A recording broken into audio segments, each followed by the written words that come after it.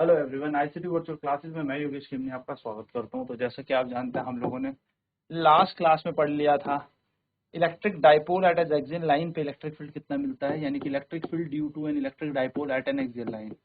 ये हमने देख लिया था कि एक्सियल लाइन पे इलेक्ट्रिक फील्ड हमें कितना प्राप्त होता है या कितना मिलता है। चलिए तो इसी पे क्वेश्चन कर लेते हैं। क्वेश्चन है हमारे पास, an electron and protons are making an electric dipole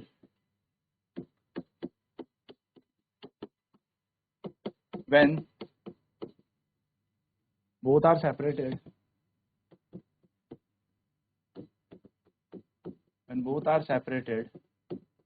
at a distance of 20 centimeter. Find the electric field due to this dipole at a point distant 100 centimeter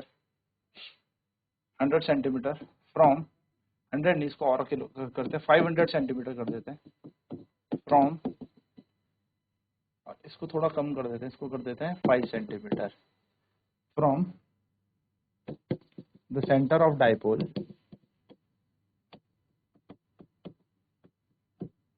हमें क्या निकालना है? हमें पता है इलेक्ट्रॉन और प्रोटॉन क्या फॉर्म कर रहे हैं। इलेक्ट्रॉन और प्रोटॉन डाइपोल फॉर्म कर रहे हैं। तो एक इलेक्ट्रॉन है और एक प्रोटॉन है, दोनों के दोनों 5 सेंटीमीटर की दूरी से सेपरेट है। तो क्या मैं इस 5 सेंटीमीटर को ढाई करके लिख लेता हूँ, 2.5 और 2.5। और इस सेंटर पॉइंट से एक पॉइंट पी है जो 500 सेंटीमीटर दूर पर है, ठीक है, जो यहाँ पर कहीं पर पॉइंट पी है। यहाँ पर हमें नेट इलेक्ट्रिक फील्ड चेक करना है, यहाँ पर हमें नेट देखना है। तो पहली बात तो ये कि हमें सबसे पहले पता होना चाहिए 500 सेंटीमीटर जो है it is very greater than 2.5 centimetre, बहुत बड़ा है ना। तो हम इस वाले डिस्टेंस को नेग्लेक्ट कर देंगे, और अगर ये नेग्लेक्ट हो जाता है तो हमारे पास केस के हिसाब से we know that the electric field due to an electric dipole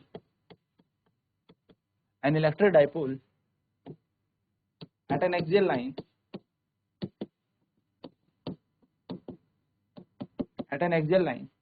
we know that the electric field due to an electric dipole at an axial line is given by, क्या formula था electric field का? हमने पढ़ा है 2p upon 4 pi epsilon naught r cube. ये हमारे पास formula होता है। अब आप ध्यान से देखेंगे, p निकालने का हमारे पास बहुत अच्छा तरीका है, q इंटू 2l। अब हमारे पास q की वैल्यू कितनी है? इलेक्ट्रॉन दे रखा है हमें, तो इलेक्ट्रॉन का चार्ज लगाएंगे, any one of the charges हम यहाँ पर लगा देंगे, कोई सा भी एक चार्ज जो हमारे पास है, क्योंकि इक्वल एंड अपोजिट ही है। तो yes we can the value of the charge and 2l is equal to 5 centimetre. Centimetre को मीटर में जरूर बदल ले। तो डाइपोल की वैल्यू आ जाएगी 16, पॉइंट हटाएं 10 लगाएं, 5 2 से घटेगा 8, ये आ जाएगा 8 into 10 to the power minus 21 coulomb metre. ये हमारा डाइपोल मूवमेंट आ गया, ठीक है, ये हमारा डाइपोल मूवमेंट आ गया। 5 5 दूनी 10, 2, ठीक है, बिल्कुल सही है, डाइपोल आ गया। और आर की वैल्यू जो दे रखी है दैट इज गिवन 500 सेंटीमीटर, यानी कि इसको हम कह सकते हैं 5 मीटर हमें ये दे रखा है। So put the value in equation number 1। Equation number 1 में हम गिवन वैल्यूज को लिख देते हैं। ये है हमारे पास equation number 1। So we will get E is equals to 2 into P. P की वैल्यू कितनी निकाली? अभी हमने पी की वैल्यू हमने निकाली 8 into 10 raise to the power minus 21 upon में 4 पाई एप्सिलॉन और आर का क्यूब, यानी कि 5 का यहाँ पर क्यूब आ जाएगा। ई की वैल्यू आ जाएगी 8 दूनी 16, 10 to the power minus 21। 4 pi epsilon की वैल्यू होती है 9 इंटू 10 टू द पावर 9, यहाँ आ जाएगा 5 इंटू 5 इंटू 5। ऐसे हम इसको यहाँ पर लिख देंगे। नाउ क्या किया जाए सर? तो यहाँ पर अब इसको सॉल्व कर लेते हैं। देखो 16 9 क्या होता है 144, 16 9 144 गुणा 21 में से 9 गए। चलो एक काम करो, 21 को ऐसे छोड़ दो माइनस का, और इस 9 को ना एक काम करो ऐसे लिख देते हैं 100 into 10 to the power 7 whole divided by 5 पंजे 25 इंटू 5। अब ऐसा करने का कारण क्या है? 25 से भी ये 25 100 हो जाता है, ये कैंसिल हो जाएगा। तो ई की वैल्यू हो जाएगी 144 इंटू 4, 21 में से 7 गए तो माइनस का 14 पावर बन गई, होल डिवाइडेड बाय आ जाएगा 5। ई बराबर 144 को 4 से गुणा कर लेते हैं। 144 गुणा 4, 4 तक 16 का 6 कैरी 1, 4 16 1 7, 4 एकम 4 1 5, 576। तो हमारे पास वैल्यू आएगी 576 into 10 raise to the power minus 14 whole divided by 5। Now solve कर लेते हैं। सॉल्विंग इट, सॉल्व करें तो सॉल्व करके हमें क्या मिलेगा, ई बराबर 576 into 10 to the power minus 14 upon 5, 576 into 10 to the power minus 14 whole divided by 5। तो 576 को 5 से डिवाइड करते हैं, 5 एकम 5 खत्म, 7 उतरेगा, 5 एकम 5 बचा 2 और 6, 5 पंजे 25 बचा 5, 1 पॉइंट लगा के 0, 5 दूनी 10, यानी कि हमारे पास इलेक्ट्रिक फील्ड आ जाएगा 115.2 into 10 to the power minus 14 and you know that the unit will be newton per coulomb. So this will be the electric field along the axial line due to an electric dipole. किसी electric dipole से हमें axial line पर कितना electric field मिलेगा, इस point पर मिलेगा हमें 115.2 गुणा 10 की घात माइनस 14 न्यूटन पर कूलम। चलिए फटाफट नोट करते हैं, देन बात करेंगे अब इक्वेटोरियल लाइन की डेरिवेशन की, कि कैसे हम इलेक्ट्रिक फील्ड एक इक्वेटोरियल लाइन पे निकाल सकते हैं।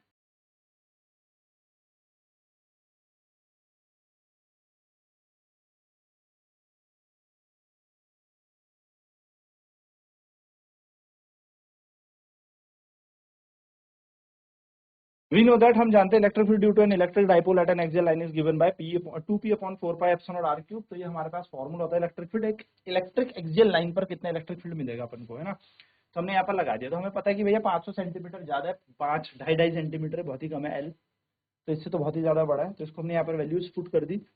तो जैसे हमने ये वैल्यूज पुट ऑन किए तो E की equals to 2 into 8 into 10 to the power minus 21, 4 pi epsilon naught as it is रखा हमने, 5 का क्यूब बन गया, which on solving give 1 upon 4 pi epsilon की वैल्यू होती है 9 इंटू 10 टू द पावर 9, तो 5 इंटू 5 इंटू 5 मिल जाएगा। तो E की वैल्यू अपन को ये मिल जाएगी 576 into 10 to the power minus 14 upon 5। On solving this value, इसको सॉल्व करने पर हमें मिला 115.2 into 10 raise to the power minus 14 newton per coulomb. ये हमारे पास नेट इलेक्ट्रिक फील्ड मिल जाएगा at a point P which is 500 centimetre away from this electric dipole. Now बात करने वाले एक नेक्स्ट इंपॉर्टेंट टॉपिक की, which is electric field. Electric field due to an electric dipole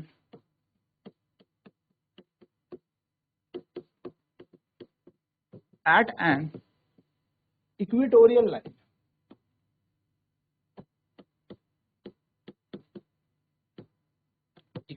line of dipole, यानी कि equatorial line पर कितना मिलेगा। देखिए यहाँ पर क्या है, हमें पता है भैया हमारे पास जो डाइपोल बनता है वो बनता है माइनस क्यू और प्लस क्यू चार्ज से। जो दोनों के दोनों चार्जेज हैं ये सेपरेट होने चाहिए 2L की दूरी से, तो हमने ये बना दिया। डाइपोल की एक खास बात है, वो हमेशा कहाँ चलता है, वो नेगेटिव से पॉजिटिव चलता है। अब इक्वेटोरियल लाइन हमने यहाँ पर ऐसे ड्रॉ कर ली कि एक पॉइंट है यहाँ पर P, इस पॉइंट पर हमने P ले लिया, जो कितनी दूरी पर है, इस डाइपोल के सेंटर से R दूरी पर ही। हम बहुत अच्छे से जानते हैं कि अगर इलेक्ट्रिक फील्ड को चेक किया जाए तो इलेक्ट्रिक फील्ड हमेशा क्या करता है, माइनस की तरफ आता है। तो यहाँ से हमने एक पहले तो ये लाइन ऐसे ड्रॉ कर दी इस तरीके से, और यहाँ से ये लाइन ऐसे ड्रॉ कर दी इस तरीके से, तो ये हमारे इक्वेटोरियल लाइन का डायग्राम बन गया। अगर ये देखा जाए तो ये L है, तो हम नाम दे देते हैं P Q R, इन पॉइंट्स को नाम दे देते हैं। एंड अगर हम पी क्यू की बात करें तो ये 90 डिग्री पे होगा, ये भी 90 डिग्री पे होगा, तो पी क्यू की वैल्यू आएगी under root R square plus L square, Pythagoras theorem से बताएंगे भी कैसे आई, और यहाँ पे भी आ गई R square plus L square, ये दूरी आ गई है ना पाइथागोरस थ्योरम से। तो अगर मैं यहाँ पर बोलूं let minus Q and plus Q are the two charges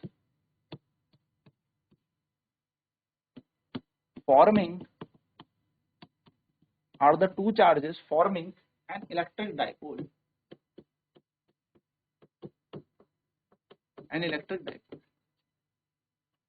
let a point P be at a distance R from the dipole.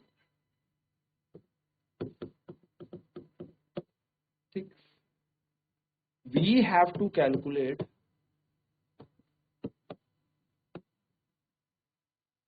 to calculate the net electric field at point P point में हमें net electric field निकालना है। चलिए सबसे पहले देखते हैं P point पे इलेक्ट्रिक फील्ड के क्या कंपोनेंट्स होने वाले हैं। सबसे मेन चीज ये देखते हैं। तो let us consider this is an angle theta, ये आप ऐसे समझ लीजिए।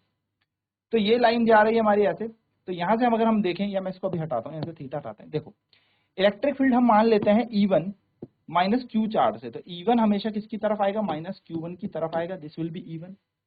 एंड E2 जो है वो जाएगा ऐसे, E2 जाएगा away from the charge plus Q, क्योंकि E2 हमारा प्लस Q का चार्ज इलेक्ट्रिक फील्ड है, वो E2 हमेशा प्लस से दूर जाएगा ऐसे। अब अगर मैं यहाँ पर एक नॉर्मली लाइन ड्रॉ करूं, लेट अस कंसीडर एक पैरेलल लाइन यहाँ पर ड्रॉ की जाए ऐसे, कुछ इस तरीके से ऐसे, ठीक। तो मान लेते हैं ये थीटा एंगल बना रहा है, ये वाला इलेक्ट्रिक फील्ड थीटा एंगल बना रहा है, ये वाला इलेक्ट्रिक फील्ड भी थीटा एंगल बनाएगा। सवाल है क्यों थीटा एंगल बनाएगा विद द हॉरिजॉन्टल, क्योंकि ये डिस्टेंस सेम है, यानी कि दोनों इलेक्ट्रिक फील्ड का मैग्नीट्यूड सेम है।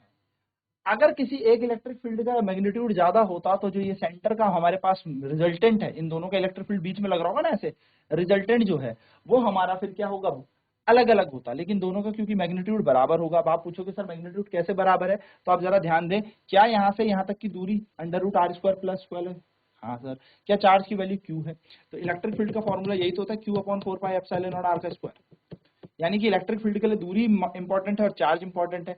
जब दूरी यहाँ पर R square plus L square under root के अंदर है, चार्ज सेम है, तो दोनों इलेक्ट्रिक फील्ड सेम होंगे, यानी कि ऊपर भी थीटा होगा नीचे भी थीटा होगा, बराबर बराबर एंगल पे क्या कर रहा होगा, ये इलेक्ट्रिक फील्ड निकल रहा होगा।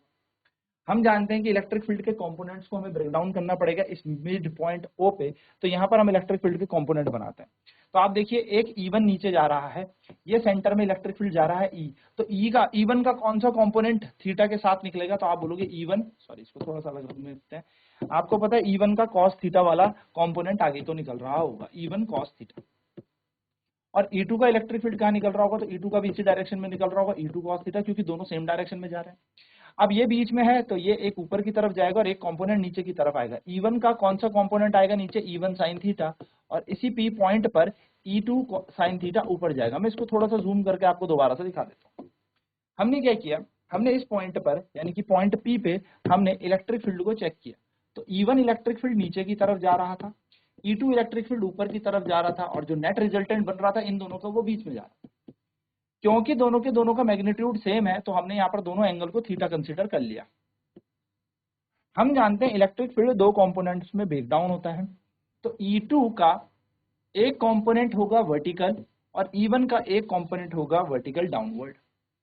E1 के साथ थीटा चिपका है, तो ये जो E है हमारे पास, जो E बनेगा, यहाँ पर E जा रहा है, यहाँ पर E1 का पहला कंपोनेंट कौन सा आएगा, तो E1 का यहाँ पर पहला कंपोनेंट आएगा E1 cos theta, and E2 का कौन सा कंपोनेंट आएगा, E2 cos थीटा। तो यानी कि यहाँ पर दोनों के दोनों component E1 cos theta E2 cos theta साथ चल रहे हैं, जिसकी वैल्यू E के बराबर है नेट इलेक्ट्रिक फील्ड। इस इलेक्ट्रिक फील्ड का कौन सा कंपोनेंट ऊपर जा रहा होगा, E2 sin थीटा ऊपर जा रहा होगा, और सिमिलरली E1 sin थीटा नीचे जा रहा होगा। ये है सारी P पॉइंट पर होने वाली कहानी। तो हम लिखेंगे at point P the electric field will be broken into, will be resolved, एक अच्छा वर्ड है, resolved into, will be resolved into two components, E1 cos theta, E2 cos theta, E1 sin theta and E2 sin theta। ना सवाल वाली बात यह है कि E1 sin theta E2 sin theta एक दूसरे के देखो अपोजिट लग रहे हैं, क्योंकि E1 की वैल्यू तो सेम ही है। भाई E1 की अगर वैल्यू देखूं, E1 मैंने कहा इलेक्ट्रिक फील्ड है, electric field due to minus Q charge, तो माइनस क्यू चार्ज से अलग इलेक्ट्रिक फील्ड देखा जाए तो E की वैल्यू क्या आ जाएगी, E1 की वैल्यू आ जानी चाहिए Q upon 4 pi epsilon naught under root R square plus L square का होल स्क्वायर।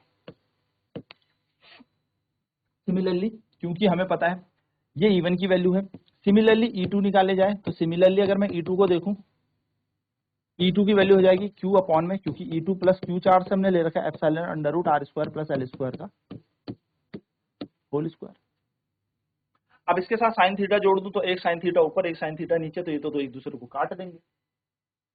तो हमारे पास क्या होगा, ये जो वर्टिकल कंपोनेंट है यानी कि E1 sin थीटा और E2 sin theta will cancel each other, क्योंकि E1 E2 की वैल्यू सेम है, sin थीटा ऊपर लग रहा है एक नीचे लग रहा है, दोनों की डायरेक्शन अपोजिट है। तो हम लिखेंगे the components E1 sin theta and E2 sin theta will cancel each other. ये तो एक दूसरे को काट देंगे। पूछोगे क्यों? ड्यू टू अपोजिट डायरेक्शन, क्योंकि इनके अपोजिट डायरेक्शन है, due to opposite direction, opposite direction का। And the net electric field, net electric field, और जो नेट इलेक्ट्रिक फील्ड है किस पॉइंट पे, at point P, is given by, वो दिया जाएगा E बराबर E1 cos theta plus E2 cos theta, इन दोनों से दिया जाएगा। तो E को E रखते हैं, इसकी वैल्यू आ जाएगी Q upon 4 pi epsilon naught under root R square plus L square का whole square cos theta, plus again यहाँ पर आएगा Q upon 4 pi epsilon naught under root R square plus L square का whole square into cos theta. आप देखेंगे जब इसका square है तो रूट हट जाएगा, और E की वैल्यू जो नेट इलेक्ट्रिक फील्ड मिलेगा वो मिलेगा Q अपॉन में 4 pi epsilon naught R square plus L square cos theta, and again Q upon में 4 pi epsilon naught R square plus L square, and यहाँ पर मिलेगा cos थीटा। नाउ गाइस हम यहाँ पर क्या कॉमन लेने वाले हैं, Q अपॉन में 4 pi epsilon naught R square plus L square को कॉमन ले लेंगे, तो cos theta plus cos theta यहाँ पर बच जाएगा, और cos थीटा कितना होता है 2 cos थीटा, तो वैल्यू बन जाएगी लाइक दिस।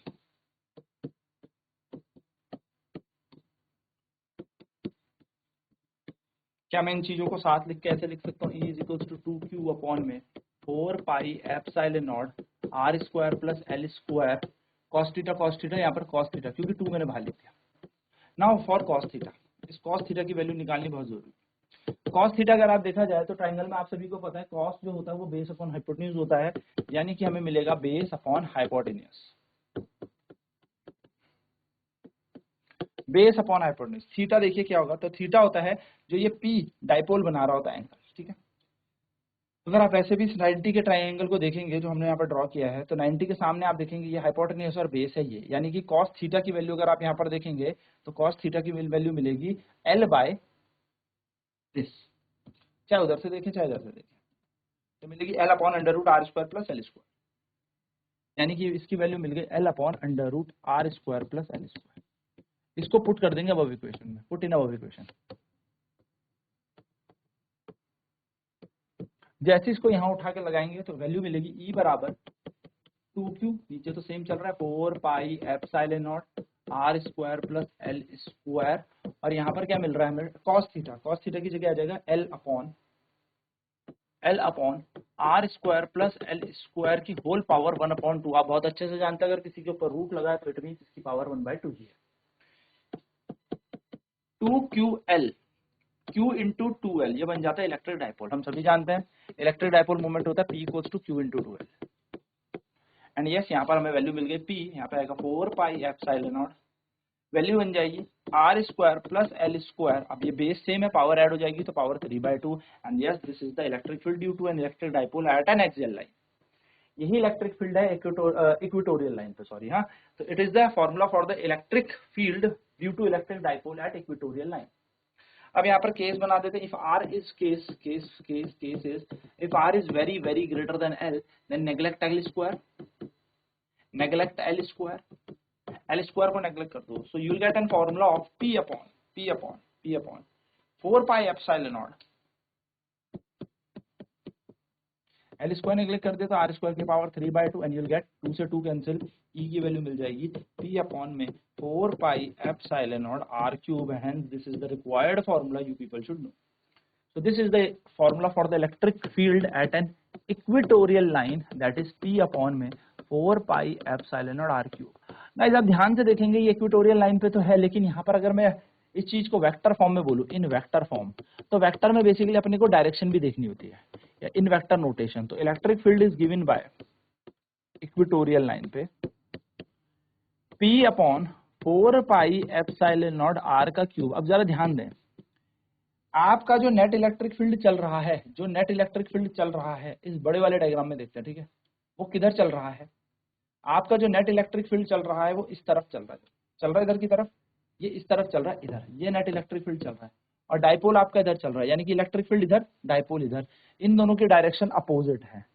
डायरेक्शन अपोजिट होने के हमारा पी वेक्टर होगा, यानी कि जो डाइपोल है उसकी डायरेक्शन हमें कैसे लेनी पड़ेगी? Opposite to the direction of the electric field, क्योंकि पी जो है अपोजिट चल रहा है इलेक्ट्रिक फील्ड के, so we have to take the minus sign, यानी कि हमें माइनस का साइन यहाँ पर लेना पड़ेगा, and hence we get that electric field in vector form is given by minus P. Minus का मतलब क्या है कि जो डाइपोल है that is moving anti parallel, anti parallel कह लीजिए या अपोजिट कह लीजिए इलेक्ट्रिक फील्ड के डायरेक्शन से। So this is the required formula for the electric field due to an electric dipole at an equatorial line in vector form। ये question कई बार objective type में आ जाता है या फिर इसको न्यूमेरिकल। तो दैट्स इट, सिंपल सी डेरिवेशन है, आपको पता होनी चाहिए। चलिए नोट करेंगे फटाफट से।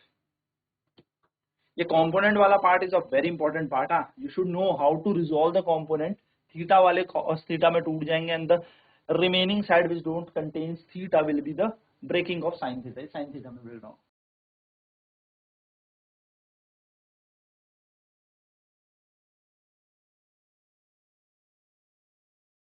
तो ये बेसिक सा तरीका है जहाँ पे आप क्या कर सकते हो, इलेक्ट्रिक फील्ड निकाल सकते हो। And you should no this the component वाला तरीका। हाँ, कंपोनेंट निकालना बहुत ही अनिवार्य इंपॉर्टेंट है, पता होना चाहिए क्योंकि इजी बन जाती हैं चीजें। So required electric field will be P upon 4 pi epsilon r square plus square whole power 3 by 2, and if the case is r is very very greater than L, then you are neglecting L square। भाई r बहुत बड़ा है, L square को neglect करो, and L square को neglect करके on solving this you will get a formula of P upon 4 pi epsilon r cube। Equatorial line में formula P upon 4 pi epsilon r cube होता है। Vector form में क्या होगा, direction भी check करेंगे तो इलेक्ट्रिक फील्ड ऐसे जा रहा है, मतलब इलेक्ट्रिक फील्ड ऐसे जा रहा है और डाइपोल जो चल रहा है उसके उल्टा चल रहा है, तो we have to consider anti parallel, यानी कि माइनस साइन ले लेंगे कि इलेक्ट्रिक फील्ड के उल्टा चल रहा है डाइपोल। ठीक है, तो ये एक तरीका होगा। नेक्स्ट क्लास पे बात करेंगे अब हम गॉस लॉ की, गॉस थ्योरम पर बात करेंगे, डाइपोल से टॉर्क पर बात करेंगे। तो आज की क्लास में इतना ही। आईसीटी वर्चुअल क्लासेस में जुड़ने के लिए धन्यवाद आपका।